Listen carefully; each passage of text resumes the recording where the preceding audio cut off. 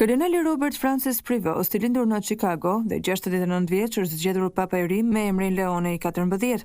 Ai është papa i parë amerikan në histori, megjithse në fjalimin e tij të parë nuk foli në anglisht. Figura e tij është e njohur në episkopatin amerikan, por shpesh konsiderohet më pak amerikan se kolegët e tij për shkak të përvojës së tij të gjatë si misionar në Amerikën Latine. Prevost ka një formim akademik në matematikë dhe filozofi dhe është antar i urdhrit të Augustinianëve. Në vitin 2001 deri në vitin 2013 ka qenë prior i përgjithshëm i kongregatës dhe më pas peshkopi i Chiclayo në Peru. Përpara se të bëhej papa, i drejtonte dikasterin për peshkopët dhe ishte presidenti i Komisionit Papnor për Amerikën Latine, duke qenë një nga bashkëpunëtorët më të afërt të Papa Franceskut. I njohur për profilin e tij centrist dhe pragmatik, Leoni XIV shihet si një figurë që mund të ndërmjetësojë mes grupeve të ndryshme brenda Kishës Katolike, veçanërisht në SBA.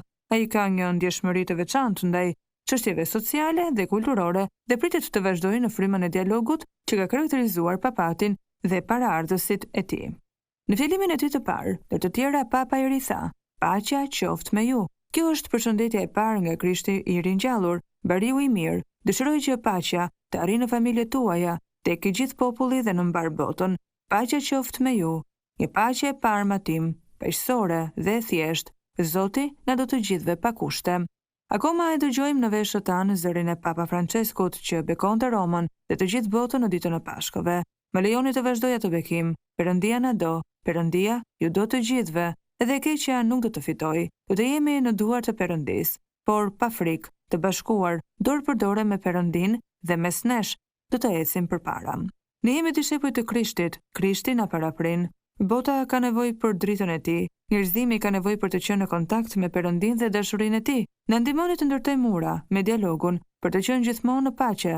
Faleminderit Papa Francesk. Do të doja të izoloja të gjithë vëllezërit kardinal që më zgjodhën për të qenë pasues i Shën Pietrit, për të ecur së bashku me ju, për të kërkuar paqen, drejtësinë dhe për të punuar me burrat dhe gratë, besimtarë të Jezu Krishtit, për të qenë misionar.